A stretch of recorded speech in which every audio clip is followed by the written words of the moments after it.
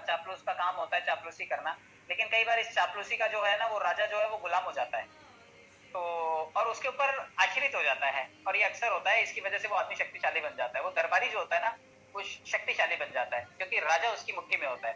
आप देखिए कि जितने भी बड़े ऑफिसर्स हैं, जिनके भी ऑफिस में आपको फाइल पहुंचानी है, काम करवाना है, डायरेक्ट ऑफिसर से मिलते हैं क्या आप? वहां का पियून जो होता है ना वो एक्चुअल में बॉस होता है, उसके हाथ में पावर होती है कि कौन सी फाइल आपकी पहुंचेगी, कौन सा आपका काम होगा।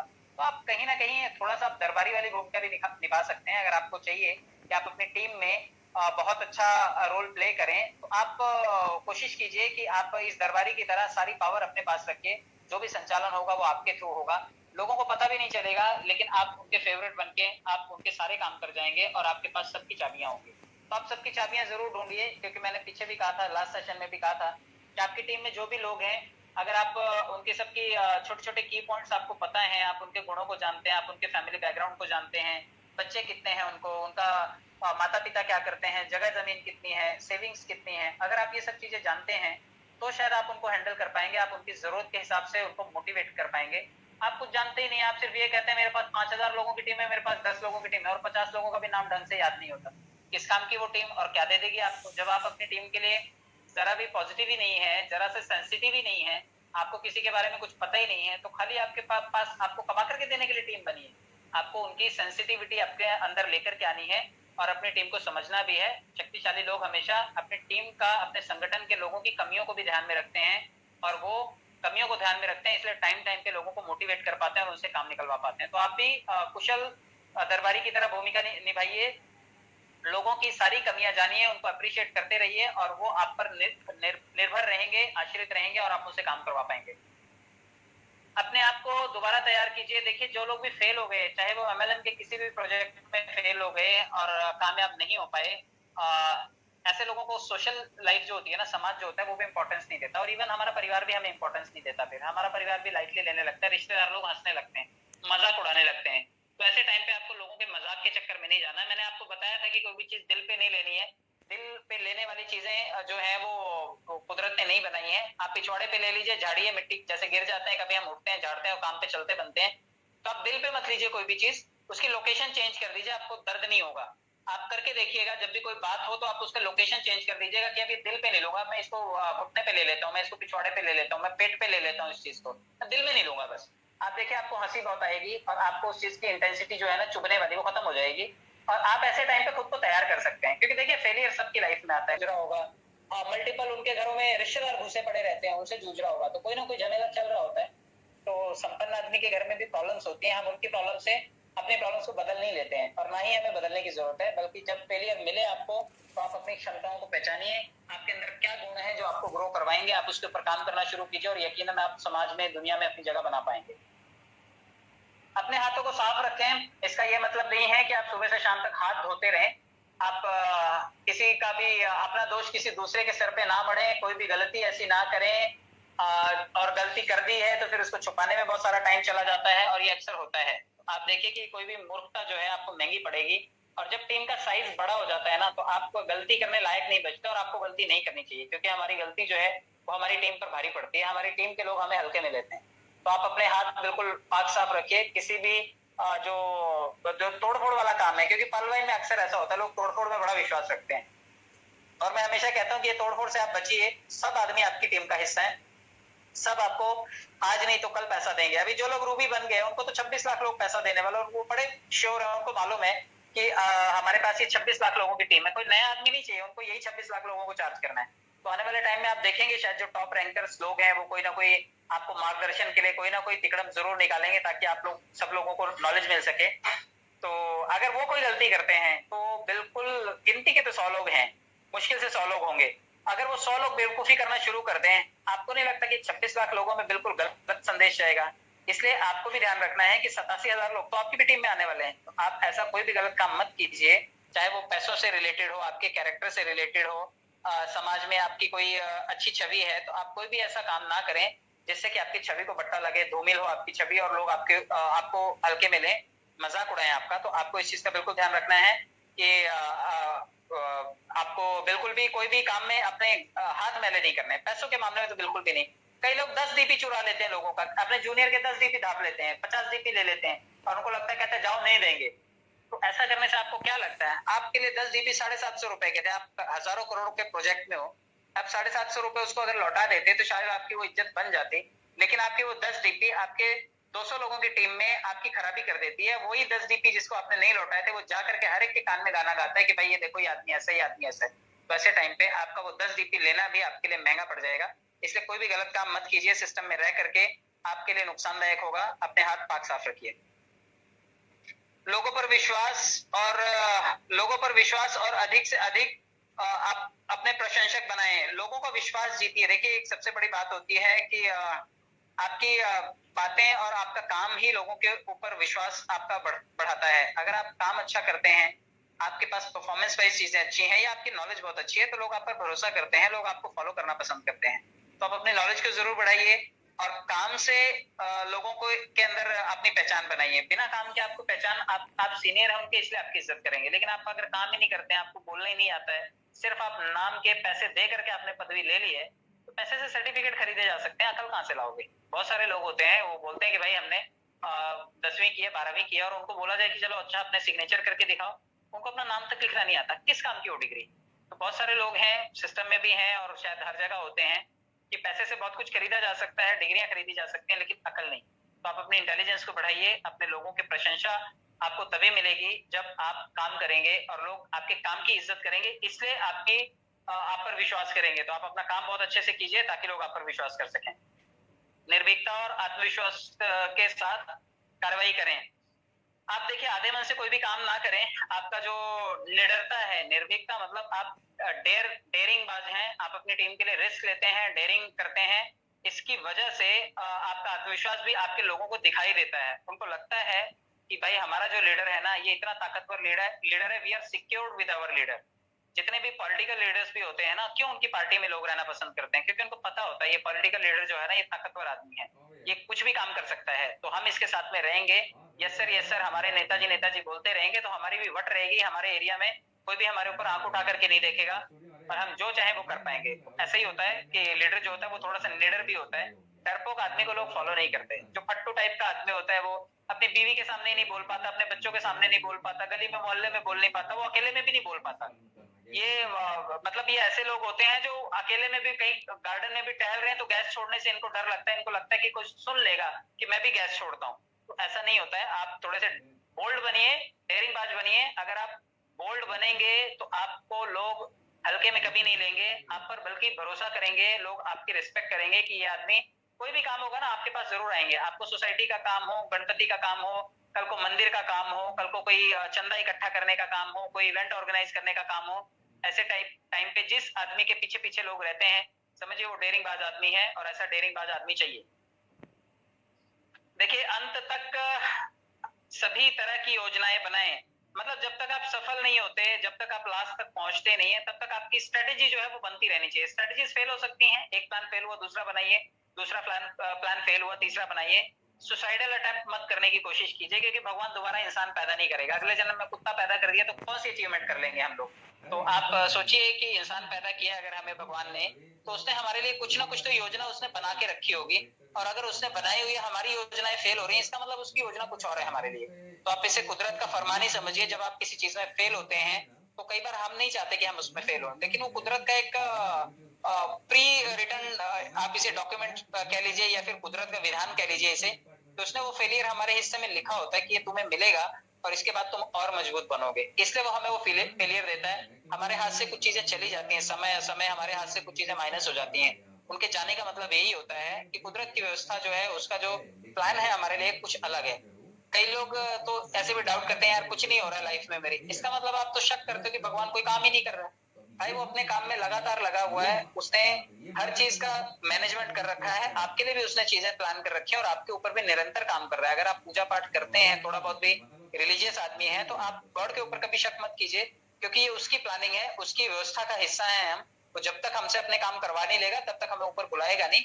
ऊपर अच्छे लोगों की जरूरत होती है। बोलते हैं ना कि जो मर गया अरे बड़ा अच्छा आदमी था चला गया। तो ऊपर अच्छे लोगों की जरूरत है और हम लोग इतने भी अच्छे नहीं है कि हमें आज ही बुला ले वो। तो आप अपने आप को अच्छा बनाइए ताकि कल को वो भी सोचे कि यार इतना अच्छा आदमी तो मुझे चाहिए। तो आप अच्छे नहीं है इसलिए हमें बुलाता भी नहीं ऊपर वाला। तो आप कोशिश कीजिए कि आपके फेलियर्स को आप एक लेसन बनाइए, उनसे सीखिए और टॉप पर पहुंचिए। जब तक सफल नहीं होते तब तक लगे रहिए। दूसरों को अपनी सफलता भी जो है वो सहजता के साथ दिखानी है। आपको ये बिल्कुल दिखाना है कि जो आप सक्सेस प्राप्त कर रहे हैं वो बिल्कुल सहज है, उसमें कोई कॉम्प्लिकेशंस नहीं है। जो भी आपने मेहनत की है, जो भी आपने काम किया है, इसमें चाल लिखा हुआ है लेकिन चाल नहीं है एक्चुअली। जो आप काम करते हैं, मेहनत करते हैं, अगर वो सहजता से आप लोगों को गिनाते हैं तो लोगों को भी वो काम सहज लगता है। और एक लीडर का काम होता है कि वो अपनी उपलब्धियों को, जो उसने अचीवमेंट्स किए, वो बड़े सहज तरीके से बताए। मैं कभी कभी देखता हूँ जब अब्दुल्ला जी आते हैं, बहुत सहज तरीके से बताते हैं कि देखिए मैंने ऐसा ऐसा किया, मैं बिल्कुल आम आदमी हूँ और इस तरह से मैंने अपने काम को अचीव किया है। सूर्यवंशी सर आते हैं, वो भी बताते हैं कि मैंने देखो ऐसे ऐसे काम किया। कभी केवी दुर्गा सर आए, विजय पंडित सर आए, आकाश जी आए, अमिताभ जी आए, सब लोग बताते हैं आकर के।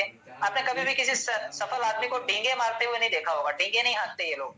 जो भी सफल होता है और जो मेहनत करके सफल होता है वो बड़ा सहज होता है, बड़ा सुलझा हुआ आदमी होता है। तो आप जब भी अपनी सफलता के भी किस्से सुनाए, कई लोग बड़े चौड़े होकर के बता रहे हैं मैंने 10,000 लोगों की टीम बना ली। अरे भैया, आपने बनाई क्या? आपने जोड़े क्या? ये आपके लोगों ने जोड़े, आपके भाया भाई ये लोग जोड़े और आज आपको इतना बड़ा संगठन दिखाई देता है। आपके अंदर गुण है क्या इनको होल्ड करने का? तो आप अगर सफल हो भी गए, इसमें शॉर्टकट मिल भी गया आपको, कोई अच्छा नेटवर्कर आ गया आपकी टीम में जो आपके नेटवर्क को बना गया, तो अगर वो आपसे चालाक हो, आपसे तेज हुआ, तो कभी ना कभी तो आपको बीट करेगा ही ना। तो इसलिए आप सफल हुए हैं तो अपनी सफलता के साथ साथ आप अपने ऊपर भी काम करते रहिए, वरना आपको नुकसान होगा। आप अपने आप को सफल बनाने के बाद अपनी उपलब्धियों को सहजता से ही लोगों से गिनवाइए। डींगे हाँकने की कोई जरूरत नहीं है, सफल आदमी कभी डींगे नहीं हाँकते। तो 30 पॉइंट आपने देख लिए। इसके बाद लगभग 17-18 पॉइंट और हैं। मेक श्योर इसमें से कुछ पॉइंट आपने जरूर चूज किए होंगे। चलिए अगले पॉइंट की तरफ बढ़ते हैं। दूसरों को अपने पत्ते खोलने पर मजबूर करें। कई बार क्या होता है ना, जब आप लोगों से बातचीत करते हैं, आप उनको पूछिए कि वो क्या करना चाहते हैं। आप उनसे उनकी स्ट्रेटेजी पूछिए कि वो कैसे टीम को बनाना चाहते हैं, वो कैसे हैंडलिंग करना चाहते हैं। मतलब वो ऑप्शन खुद ही देते हैं आपको कि मैं ऐसे करना चाहता हूँ, मैं ये करना चाहता हूँ, मैं ये करूंगा, मैं अपने गांव में जाऊंगा, मैं अपने गांव के लोगों को कन्विंस करूंगा। तो अब वो खुद ही बता देते हैं आपको कि वो क्या करने वाले हैं। तो स्ट्रेटेजी, राज उगलवाने वाले आप आदमी बनिए कि दूसरों से उनके राज उगलवाइए आप कि वो कैसे करना चाहते हैं। आपको बहुत ज्यादा बुद्धि लगाने की जरूरत नहीं है। संगठन के साथ एक चीज बहुत अच्छी होती है कि संगठन खुद ही बता देता है कि उसको क्या करना है। नेता को तो खाली हाँ बोलना होता है कि हाँ चलो करो। तो आपके पास अगर लोग हैं तो आप उनसे बुलवाइए कि क्या करना उचित है, कैसे किया जा सकता है। आप सिर्फ सवाल सही पुट कीजिए। आपने अगर सवाल सही रखे तो आंसर वहीं से आएंगे, क्योंकि आपके पास इतनी बड़ी भीड़ है। अगर 100 लोग भी हैं तो 100 आइडियाज आ सकते हैं। आप सिर्फ एक सवाल रखिए तो सही। एक सवाल के 100 आंसर आपको मिल सकते हैं 100 लोगों के थ्रू। तो आप लोगों को बोलिए, वो आपको कई सारे सवालों के आंसर निकाल करके देंगे। लोगों की कल्पनाओं से खेलें। यस, कल्पनाओं से खेलना हालांकि शब्द गलत है, लेकिन आपको ये चीज का जरूर ध्यान में रखना है कि लोग जो इमेजिन करते हैं, जो उनके ड्रीम्स होते हैं, जो उनके सपने होते हैं, आपको खेलना नहीं है एक्चुअली, उनसे जानना जरूर है। और अगर आप उनको कैश करना जानते हैं तो आप उनके सपने पूरे करवाने तक उनको चार्ज रख सकते हैं, क्योंकि तब तक आदमी मोटिवेट होता है जब तक उसको वो चीज मिल नहीं जाती। जैसे लोग क्वार्ट्स बन जाते हैं, क्वार्ट्स के बाद ठंडे हो जाते हैं, लोग कहते हैं अब तो क्वार्ट्स बन गए ना, अब क्या जरूरत है, अब काम करने की क्या जरूरत है। लेकिन मैं आपको बताऊं, देखिए मैं आपको नसीहत नहीं दे रहा हूं, लेकिन मैं आपको ये समझाना चाहता हूं कि अगर आपके सपने हैं तो आप किसी भी लेवल पे पहुंच जाएंगे ना, आपके पास काम करने के लिए कभी कमी नहीं होगी। आप देखिए जितने भी बड़े लोग हैं वो बहुत बिजी रहते हैं। हमें लगता है कि हम बहुत ज्यादा काम करते हैं, रात के 12-12 बजे तक हम फोन पे ऐसे लगे रहते हैं जैसे कि ये मंत्रिमंडल से, कैबिनेट मिनिस्ट्री से फोन आने वाला है कि भाई देख अर्जेंट फोन करने वाला हूं मैं, अगर तू फोन पे नहीं रहा ना तो काम गड़बड़ हो जाएगा, तेरे हाथ से ये मौका चला जाएगा। तो हम लोग इतने भी बिजी रहते हैं फोन के ऊपर। थोड़ा सा आप अपने परिवार के साथ, बच्चों के साथ और अपने रिश्तेदारों के साथ भी टाइम निकालेंगे अगर और उनको देंगे, तो शायद आप अपना क्वालिटी के टाइम को यूज कर पाएंगे। और आपके जो भी सपने हैं इन्हीं को लेकर के तो आप बुनते हैं। आप अपने परिवार के लिए, बच्चों के लिए, वाइफ के लिए, घर के लिए तो कुछ करना चाहते हैं, सोसाइटी के लिए तो कुछ करना चाहते हैं। तो अगर आपके ये सपने हैं और आपका सीनियर जानता है तो वो आपसे बराबर काम करवा के देगा। जब तक आपको ये सारे गोल अचीव नहीं करवा देगा तब तक वो शांत नहीं बैठेगा। और अगर उसको पता ही नहीं है कि आपकी क्या क्या सपने हैं, आपके क्या क्या ड्रीम्स हैं, और आपका सीनियर जानते ही नहीं है उनको, तो कैश कैसे करेगा आपको। तो आप, अगर आपका सीनियर नहीं जानता है तो आप उसको बताइए कि सर ये मेरे सपने, ये मुझे पूरे करने हैं, बताइए कैसे पूरे होंगे। तो कई बार अच्छा जूनियर होना भी सीनियर के लिए अच्छी बात होती है। कई बार जूनियर अपने सीनियर को चार्ज करता है, तो आप अपने सपने अगर सीनियर नहीं पूछ रहे हैं तो आप उसको बताइए। चलिए, लोगों की कमजोरियों को ढूंढें। कमजोरियों का मतलब है लोग वीक होते हैं इसलिए तो आप उनके लीडर होते हैं। अगर लोग कमजोर ना होते, डेढ़ शाने होते हैं, तो फिर आपकी टीम में काम क्यों करते। अगर आपको लगता है कि लोग आपकी टीम में हैं तो कहीं ना कहीं से वो कमजोर हैं, इसलिए वो आपकी टीम में हैं और वो चाहते हैं कि आप उनके लीडर हैं तो आप उनकी कमियों को दूर करें। तो आप लोगों की कमजोरियों को ढूंढें, उनके वीकनेसेस को ढूंढें और उन्हें कोशिश करें कि स्ट्रेंथ में वो कन्वर्ट हो। अगर उनकी वीकनेसेस को आप स्ट्रेंथ में कन्वर्ट कर पाए तो आपको बहुत फायदा होगा, और कमजोरियां ढूंढ लेने के बाद आप उनको दूर कर सकते हैं। इसलिए भी लोगों की कमजोरियों को आप ढूंढें और उनको लगातार दूर करते रहें। उनको अगर बोलना नहीं आता है बोलना सिखाएं, पढ़ना नहीं आता है पढ़ना सिखाएं, कपड़े अच्छे नहीं पहनने आते हैं कपड़े अच्छे पहनना सिखाएं, अच्छे से खड़े रहना सिखाएं, हाव भाव सिखाएं, बहुत कुछ सिखाने जैसा आप अपने लोगों को जरूर सिखाइए। अपने खुद के फैशन में शाही बने, राजा की तरह व्यवहार करें। देखिए भाई, मंकी सी मंकी डो, कई बार लोग आपके जैसा बनना चाहते हैं, वो आपकी तरह कपड़े पहनना पसंद करते हैं, आपकी तरह चलना पसंद करते हैं, आपकी तरह दिखना पसंद करते हैं, आपकी तरह आपके वाले जूते ब्रांड वाले पहनना पसंद करते हैं। आप जिस कंपनी की शर्ट पहनते हैं वही आपको कॉपी करके करना चाहते हैं। तो आप अगर एक कुशल नेता हैं, एक आप अच्छे लीडर हैं और अच्छे व्यवहार करने वाले हैं, तो लोग आपको कॉपी करना चाहेंगे, लोग कॉपी कैट करना चाहते हैं। लोग चाहते हैं कि आपकी तरह बने। कई रिश्तेदार होते हैं, हम उनकी तरह बनना चाहते हैं, और कई बार जो हमारे रिश्तेदार होते हैं वो हमारी तरह बनना चाहते हैं। तो और ये गुरु शिष्य की जो परंपरा है हमारे सिस्टम में, हम कहते हैं कि हम किसी के गुरु नहीं है, हम किसी के शिष्य नहीं, लेकिन ऐसा नहीं है, हम गुरु भी हैं और हम शिष्य भी हैं। तो लोग हमारी तरह बनना चाहते हैं और हम भी लोगों की तरह बनना चाहते हैं। कई लोगों का लर्निंग एटीट्यूड बहुत अच्छा है, मैं खुद कई बार लोगों से सीखता हूँ कि भाई मुझे भी इसकी तरह बनना है। ये आदमी सीखता बहुत अच्छी तरह से है। तो आप लोग भी कोशिश कीजिए कि अपने अंदाज को जरा शाही रखिए और व्यवहार को भी शाही रखिए, तभी लोगों को लगेगा कि भाई ये शाही आदमी के साथ हम रह रहे हैं। तो शेरों के साथ रहने में भी रिस्पेक्ट भी तो शेरों की तरह रहती है। तो आप अपने अंदाज को बिल्कुल अलग कीजिए, टाइमिंग की कला में निपुण हो जाइए। जितने लोग जल्दबाजी में कोई भी चीज कर डालते हैं, निपटा डालते हैं, धैर्य नहीं रखते, विश्वास नहीं रखते, जो चीज है कोई भी सही समय पर आपके पास हो सकता है कि अगर आप टाइमिंग मिस कर गए तो नहीं आएगी। तो आपको टाइमिंग का बड़ा ध्यान रखना है। अगर आप टाइमिंग में डिले होते हैं, हमेशा देर करते हैं किसी भी चीज में, तो लोग कहीं ना कहीं मन में एक पॉइंट ऑफ व्यू बना लेते हैं आपके लिए कि आदमी यार ये बड़ा ढीला आदमी है, इसके साथ ये फॉलो करने जैसा नहीं है। क्योंकि टाइम जब एक एक मिनट करके आज 15 दिन नहीं बीत रहे हमसे, हम इतने इरिटेटेड हैं, और कोई सीनियर है वो हर बार 15 मिनट लेट आता है, तो लोगों की नजर में चढ़ जाता है, वो बॉस की नजर में चढ़ जाता है वो कि यार ये आदमी बड़ा ढीला है, यार 15 मिनट ही लेट होता है। तो आप कोई भी काम 15 मिनट जल्दी कर लीजिए, लेकिन लेट मत कीजिए। तो टाइमिंग जो है वो आप हमेशा ध्यान में रखिए। टाइमिंग जो है वो आपकी वैल्यू बढ़ाता है, और अगर आप टाइम मिस करते हैं, चूक जाते हैं, तो गड़बड़ है। जिन चीजों को आप नहीं कर सकते उन्हें अनदेखा करना सबसे अच्छा बदला है। कई कई बार ऐसा होता है कि कई बार प्रॉब्लम्स जो होती है ना, आपको सुलझा नहीं पा रहे होते हैं, तो उस प्रॉब्लम में फंसे मत रहिए। देखिए क्या होता है, अगर आप दलदल में हैं तो दलदल में आप फंसे रहेंगे, और घर वाले भी फंसे हुए उसमें, तो किसी ना किसी को तो कोशिश करनी पड़ेगी कि इस दलदल से बाहर सूखी जमीन पर जाए। जो सूखी जमीन पे पहुंचेगा वही तो दलदल वालों को बचा पाएगा। लेकिन कई बार परिवार के मोह में हम उस दलदल में फंसे रह जाते हैं, हमें लगता है नहीं मेरा परिवार है यहाँ पे तो मैं भी यहीं पर फंसा रहा हूँ। तो आपको कई बार कुछ प्रॉब्लम्स ऐसी होती है लाइफ में जिनका कोई समाधान नहीं होता है, आप उसको नहीं सॉल्व कर सकते। कई लोगों का बिहेवियर ही गंदा होता है, और परिवार के लोग होते हैं वो लोग, आप बदल नहीं सकते, उसका व्यक्तित्व नहीं बदल सकते। आप थोड़े टाइम के लिए वहां से डिटैच जरूर हो सकते हैं, आप उस माहौल से अलग हो सकते हैं। आपकी टीम में भी कुछ कीड़े लोग होते हैं, हमेशा उंगलीबाजी करते हैं, तो आप ऐसे लोगों से थोड़ा सा डिस्टेंस मेंटेन करके आप अपने काम को बेटर बना सकते हैं। अगर आप उनके बीच में रहेंगे तो आपके लिए थोड़ी सी मुश्किल हो जाएगी, वो आपको पनपने नहीं देंगे, आपका नुकसान करते रहेंगे। आप ऐसे लोगों से थोड़े टाइम के लिए डिस्टेंस बना लीजिए, आपकी बेहतरी जो है ना आपके लाइफ में आ जाएगी। आपको हमेशा ये चीज का ध्यान रखना है। सम्मोहन का चश्मा पहने। सम्मोहन का चश्मे का मतलब है कि आप लोगों को इन्फ्लुएंस कर पाते हैं। सम्मोहन एक बहुत बड़ी कला है, सम्मोहन से बड़े बड़े काम करवाए जा सकते हैं। आपकी टीम को जब आप ऑपरेट करते हैं तो आप सचमुच उसको सम्मोहित करते हैं। आपकी टीम आपके वश में होती है, और वश में आप देखिए जितने भी गलत तरीके से प्लान कर लेते हैं लोगों को, कई बार ऐसे पॉलिटिकल लीडर्स होते हैं लोगों को अपने वश में रखते हैं वो, और देखिए पार्टियां आपस में लड़वा देती हैं लोगों को, और वो आपस में लीडर लोग बैठ करके चाय पीते हैं। मतलब टीम को इतना पोल्यूट कर देते हैं कि भाई हम ये हमारा संगठन है, हमारे ऊपर कोई आंच नहीं आनी चाहिए, वो दूसरे हैं। जनता को बिड़वा देते हैं, लेकिन इतनी जनता पागल होती है उनके चक्कर में, इतना मोह का चश्मा पहना होता है कि वो लोगों का सर फोड़ देते हैं, आगजनी कर देते हैं, पथराव कर देते हैं, तोड़फोड़ कर देते हैं। जो करवा रहे हैं वो आपस में बैठ के चाय पी रहे होते हैं। तो आपको इस चीज का ध्यान रखना है कि सम्मोहन में बड़ी पावर है, लोग नेगेटिवली उस चीज का इस्तेमाल कर लेते हैं। आपको ये चीज का पॉजिटिव इस्तेमाल करना है। अपनी टीम को बिल्ड करने के लिए आपको सम्मोहन का चश्मा टीम को पहनाना है। आप वो सम्मोहन वाले बिल्कुल जादूगर हैं, आप अपने जादू से लोगों को होल्ड करके रखिए। आप जैसा चाहें वैसे ही सोचें, लेकिन दूसरों की तरह व्यवहार करें। आप जो सुनना चाहते हैं वही सुने, और जो लोगों को देखना है वही दिखाएं। मतलब आप अगर लोगों के मन की बात करेंगे, लोगों के मन के हिसाब से चलेंगे, उनकी विशेष को पूरा करेंगे, तो लोग आपको भी तो हाँ बोलेंगे, लोग आपको सुनना भी चाहेंगे। जो आप सुनना चाहते हैं वो लोग आपको अप्रिशिएट करेंगे, तो आप उनके काम की बात कीजिए। पब्लिक के साथ में और कस्टमर हैंडलिंग के काम में जब आप जाते हैं तो आप अपने मन की बात नहीं कर सकते, लेकिन आपको क्या चाहिए होता है, बदले में आपको पैसा चाहिए होता है, बदले में आपको रिजल्ट चाहिए होता है, तो आपको किसके मन की बात करनी पड़ती है? आपको वहां अपने मन की बात नहीं, आपको वहां पे कस्टमर के मन की बात करनी पड़ती है, अपने प्रोस्पेक्ट के मन की बात करनी पड़ती है, उसके मन को जानना पड़ता है। जब आप उसके मन को जानते हैं तो बदले में पैसे देता है, आपकी भी मन की बात पूरी हो जाती है। तो ये गिव एंड टेक के काम में आपको सामने वाले के शू में रख करके अपने आप को देखना होता है। तो आप सामने वाले के शू में अपने आप को रखिए, उसके पैर के जूते का नाप समझिए कि उसके पैर को क्या जूता आएगा, वो पहनाइए उसे।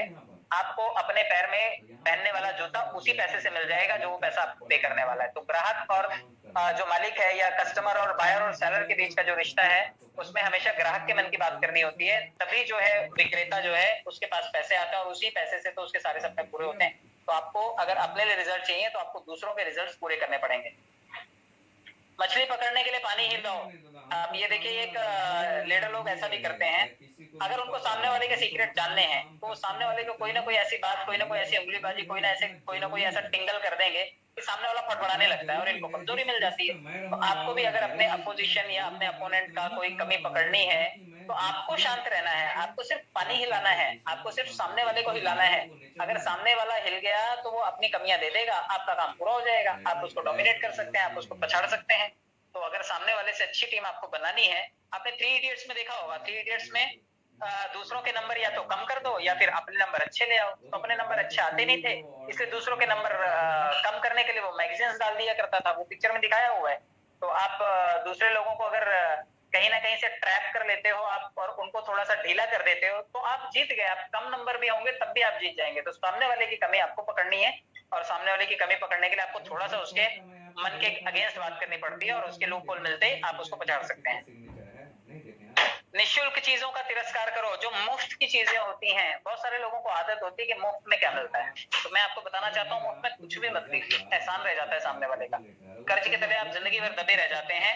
मुफ्त में मिलने वाली चीजों को आप स्वीकार बिल्कुल मत करें। जो अच्छे लीडर्स होते हैं मुफ्त में किसी भी चीज को नहीं देते हैं। आप देखिए बड़ी बड़ी शादियों में तो लोग एक दूसरे को तोहफे तक नहीं देते हैं, सिर्फ विशेष देने के लिए लोग जाते हैं। क्या दे देंगे, अच्छा चलो हमें अंबानी साहब ने बुला भी लिया, मेरे और आपके पास क्या ऐसा है जो अंबानी साहब के पास नहीं है, हम क्या दे देंगे उनको।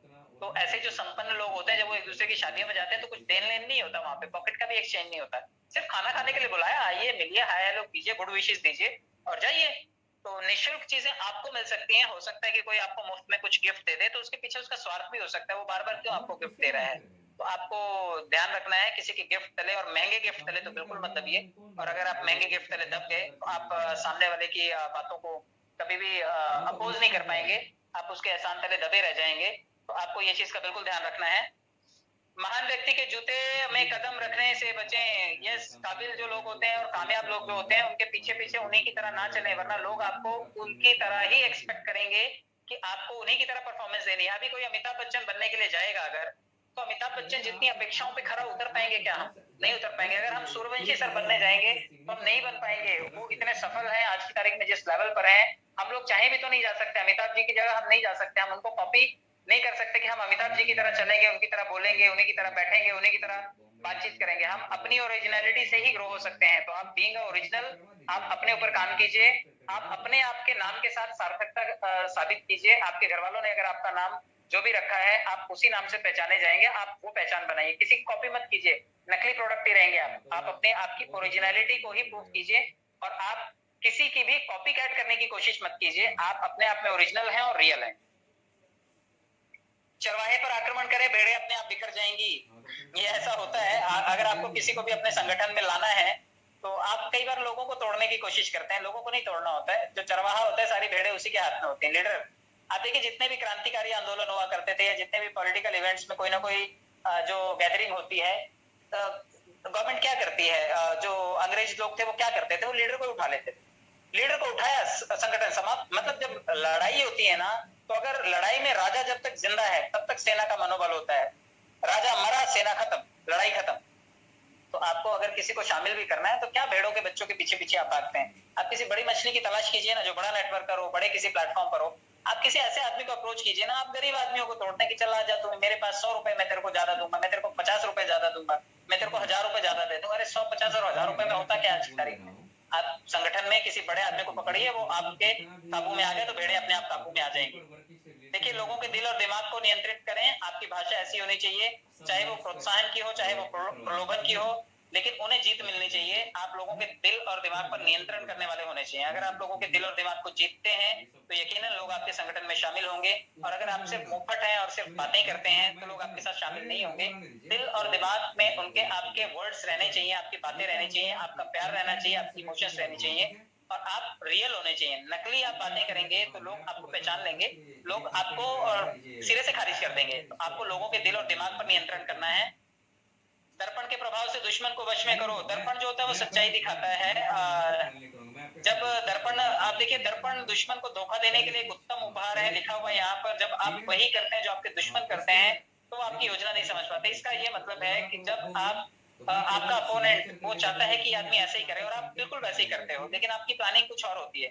जैसे आपने देखा होगा कि ये बॉर्डर पिक्चर में दिखाया था कि उनको क्या क्या दिखाया था, जब वो लड़ाई करते हैं वो कितने लोग होते हैं, मुट्ठी भर लोग होते हैं, लेकिन दुश्मनों को क्या दिखाया जाता है कि हम बहुत सारे हैं। वो 300 लोग मिलकर के 3000 लोगों की आवाज निकालते हैं और सारी रात वो लोग बॉर्डर पे अटका करके रखते हैं अपोजिशन वालों को, पाकिस्तान वालों को। तो रीजन यही था कि उन्होंने वही दिखाया जो वो देखना चाहते थे, और वो सोच रहे थे कि यहाँ पे बहुत सारी भीड़ है, तो उन्होंने वही दिखाया। इससे हमारी स्ट्रेटजी ने उनको पता चल पाई, और 300 लोग थे, वो कुचल सकते थे, झटके में कुचल सकते थे, लेकिन उनको दर्पण दिखाया गया कि तुम जो देखना चाहते हो वही यहाँ पर है। इससे हमारे को टाइम मिल गया और हमने उस लड़ाई को वहां पे जीता। तो आप भी ऐसा कर सकते हैं। किसी को भी कंट्रोल करना हो तो उसके हिसाब से काम कीजिए, उसको लगेगा आप तो उसी के हिसाब से काम कर रहे हैं, वो कमजोर पड़ेगा और आप ताकतवर बन जाएंगे। बदलने की जरूरत है, लेकिन जल्दी भी बहुत सुधार नहीं करना चाहिए। कई बार क्या होता है, आपकी टीम में जैसे आप है ना, आपकी टीम को आप वैसे ही अच्छे लगते हैं, आप पान खाते हैं, गुटखा खाते हैं, जगह जगह थूकते हैं, आपकी टीम को लगता है बहुत बढ़िया लीडर है, रोज शर्ट गंदी करते हैं, ऐसे गंदा आदमी चाहिए था हमें, और अचानक से आप सुधारवादी बातें करने लग जाएं। ये तो वैसे ही हो गया कि जैसे एक शराबी शराब छोड़ दे और सबको प्रवचन देने लग जाए बार में जाकर के, देखो यार मैंने शराब छोड़ दी है तो तुम भी मत किया करो, कोई नहीं सुनेगा आपकी। आपको अपने लोगों की संगत में, जिस संगत और जिस संगठन को आपने बनाया है उसमें अगर आप चाहते हैं कि आप अपने अंदर बदलाव कर रहे हैं तो धीरे धीरे भी कीजिएगा, वरना आपके लोगों को पचेंगे नहीं। आप लोगों को लगेगा यार केमिकल लोचा हो गया इस आदमी के अंदर कुछ। तो आप अपने अंदर बदलाव कीजिए, लेकिन अपने संगठन की जरूरतों के हिसाब से, उसकी स्थिति के हिसाब से भी बदलाव कीजिए। कभी ज्यादा संपन्न न दिखाई दे। क्यों वॉलेट नहीं दिखाते पॉलवाइन में लोग? इसका बहुत बड़ा रीजन है, क्योंकि जब संपन्न बन जाता है आदमी तो उसके दुश्मनों की संख्या भी उतनी हो जाती है, लोग उसके पीछे पड़ जाते हैं, और हमारे पीछे तो वैसे भी कोई नहीं पड़ेगा। देखिए, जितने भी लोगों के बैंक बैलेंस जीरो है ना, वही लोग पूछते हैं कि अच्छा इनकम टैक्स वाले का तो फोन नहीं आएगा, सीबीआई वाला तो मुझे फोन नहीं करेगा, मुझे सरकार की तरफ से तो निमंत्रण नहीं आएगा। भैया, जिसको लव लेटर भेजना होता है सरकार ईडी भेज देती है, इनकम टैक्स ऑफिसर भेज देती है, जितने भी जो विजिलेंस वाले हैं वो भेज देती है, उनके घर छापेमारी करवा देती है। आपके घर में, फकीर के घर में क्या डालेगी डाका सरकार भी? सरकार को पता है कौन क्या कर रहा है। आप जब ज्यादा संपन्न दिखाई देंगे तो सरकार आपके पास आएगी, और सरकार ही नहीं, आजू बाजू के लुक्के लपाड़ी भी लोग आपको ताड़ने लग जाते हैं। इसलिए भी आप थोड़ा सा सामान्य स्थिति में भी रहिए। बहुत ज्यादा शो ऑफ करना भी कई बार महंगा पड़ जाता है। अपनी जीत के लक्ष्य से ज्यादा आगे ना जाएं। आपने जो जीत का लक्ष्य बनाया है आप वहां तक जरूर पहुंचे, क्योंकि अगर आप उससे ज्यादा ओवर कुछ करने की कोशिश करते हैं तो लोग आपके अपोजिशन, मैंने अभी बताया पिछले पॉइंट से रिलेटेड है ये, आपके पीछे पड़ जाते हैं लोग और आपका नुकसान पहुंचाने की कोशिश करते हैं, आपके दुश्मन बन जाते हैं। तो आप इस चीज का बिल्कुल ध्यान रखिए कि आपको थोड़ा सा अपनी जीत जो आपने डिसाइड की है आप वहां तक जाइए, लोगों को बताइए, उसके बाद थोड़ा सा गुमनामी में चले जाइए, कोई प्रॉब्लम नहीं है। आपने अपना गोल अचीव कर लिया है, साइलेंट हो जाइए, वायलेंट होने की वहां पर जरूरत नहीं है, जगह जगह झंडा लेकर के फहराने की आपको जरूरत नहीं है। आपको आजादी मिल गई, शांत रहिए, अपनी आजादी को सेलिब्रेट कीजिए, और फाइनली निराकार बन के रहिए। हर माहौल में अपने आप को डाल सके ऐसा बने। सिचुएशन कोई भी हो, अच्छी हो, बुरी हो, पॉजिटिव हो, नेगेटिव हो, आपको न्यूट्रल रहना है। आप सफलता मिलने पर प्राउड ही नहीं हो जाने चाहिए, विफलता मिलने पर डिप्रेस नहीं हो जाने चाहिए। खुश रहिए, हंसते रहिए, अपनी टीम का मनोबल बढ़ाइए। बहुत बहुत धन्यवाद, आप सभी लोगों ने समय दिया। Thank you so much.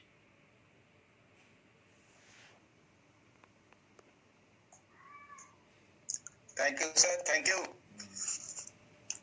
आपने अपना जो बहुमूल्य समय देकर के पूरा रियली लाइफ में जो घटना घटती है इसके बारे में, वास्तव में आपका नेटवर्क इंडस्ट्री में जो होता है यही सब बात, मतलब वास्तव में आपने सब कुछ बारी बारी से